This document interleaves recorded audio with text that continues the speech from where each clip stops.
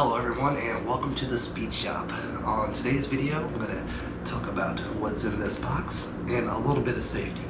And it's safety that we all pretty much already know if we're very serious in the hobby, and that's how dangerous Lipo batteries are. I'm coming to you from a hotel room right now because about a week ago I suffered a house fire. Everybody is okay.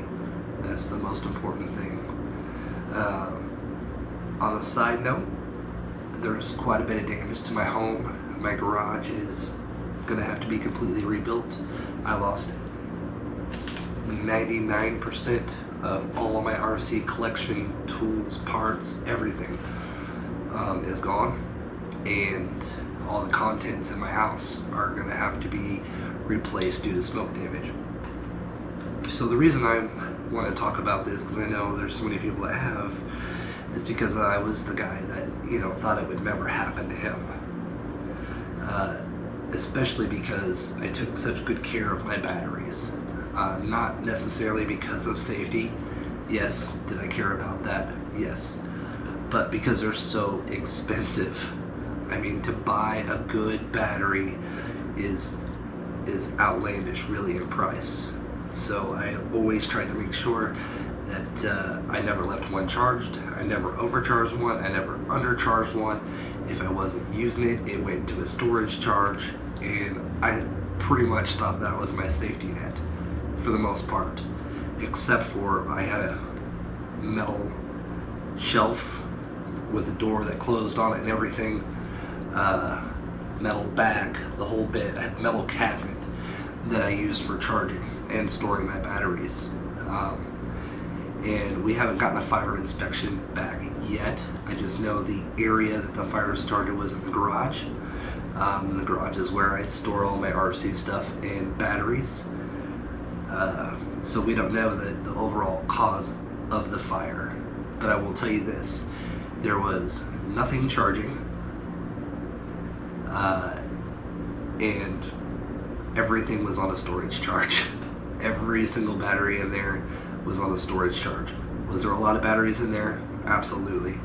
But there was no reason for this to happen, is what I'm getting at. So I'm going to be starting completely over with the channel and the hobby as well. I hadn't posted anything in a while because I'd smashed my GoPro with the X-Max and was just kind of waiting to get that part figured out. So we got that all figured out and starting fresh in the hobby. First thing, not that I didn't have one already, first purchase, Lipo safety bag. Also, as if you're getting new in the hobby, it's one of the first things you need to get. Got a soldering gun, TRX6, I'll explain that a little bit more in a minute.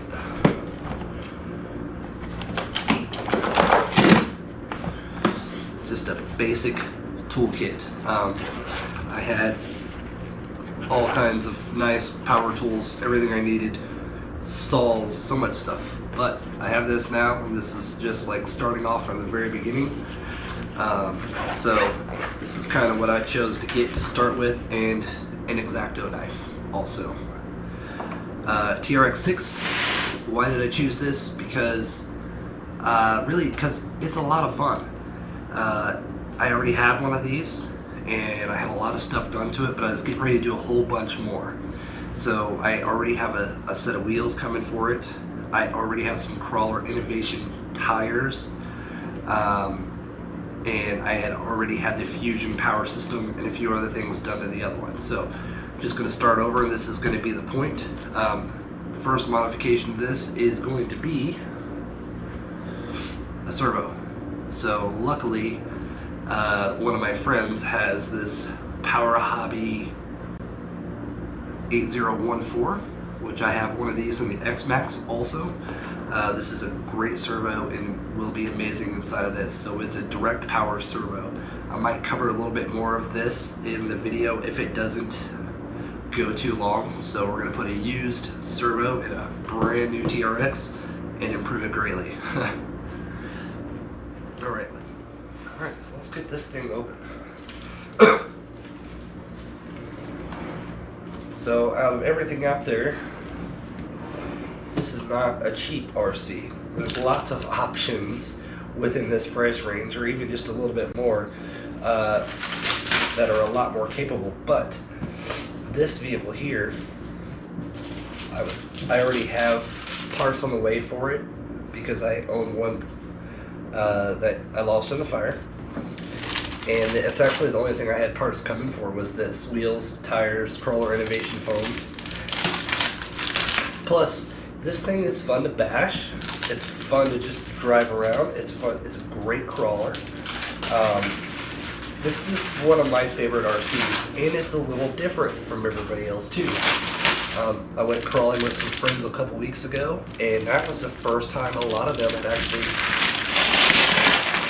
even seen a TRX-6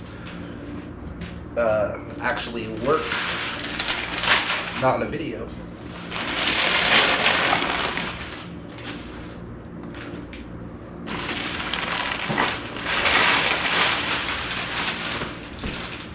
Sorry about that noise, I know it's horrible.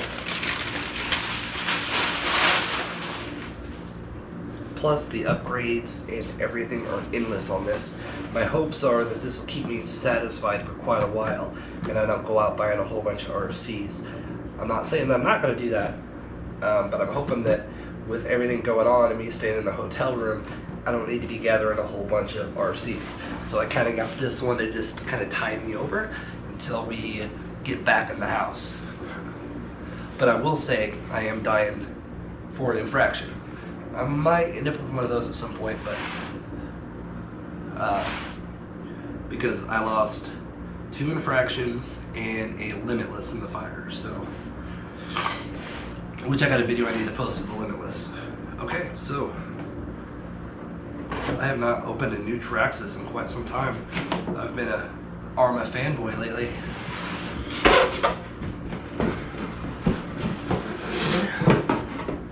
First things first is the TQ controller, pretty standard issue. We all know what this is. It gets the job done. Oh, I'm so excited. I love this color. I don't know why anybody else would want any other color than this. Da, da, da, da. Here it comes. How many of you can guess what color it is?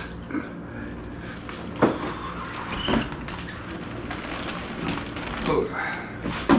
I went with white. So, I know my channel is the Speed Shop, but we're going to start off with a crawler. So this is the newest addition to the refresh, I guess you could call it, of the Speed Shop. Okay. Let's get the pop pins off of there. God, I haven't seen one new in so long. Still a long time. I've only been back in the hobby for a year, so all my RCs were less than 2 years old, a year and a half I've been or something.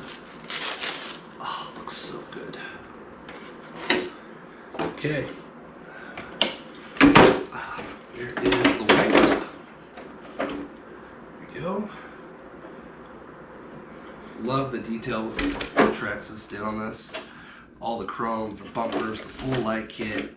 It's all there. Even the little side marker lights, the lights on top, the light bar.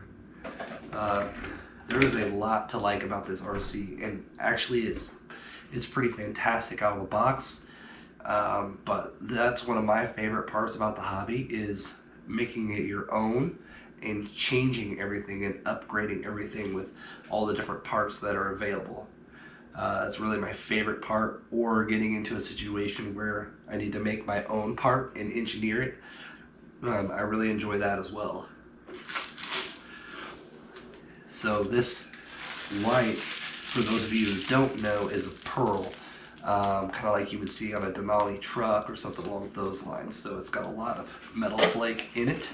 I just don't imagine there's a way I can make that show up on camera.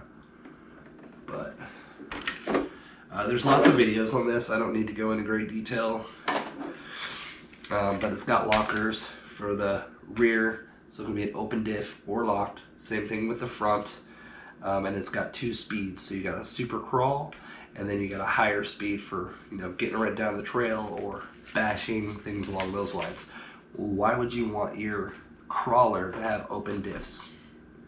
Well, it's going to help with turning and driving. So when you're in second gear and you're flying along and you make a turn, it's going to help it not flip over. It's going to help it make a sharper turn. It's just going to make the drivability substantially better.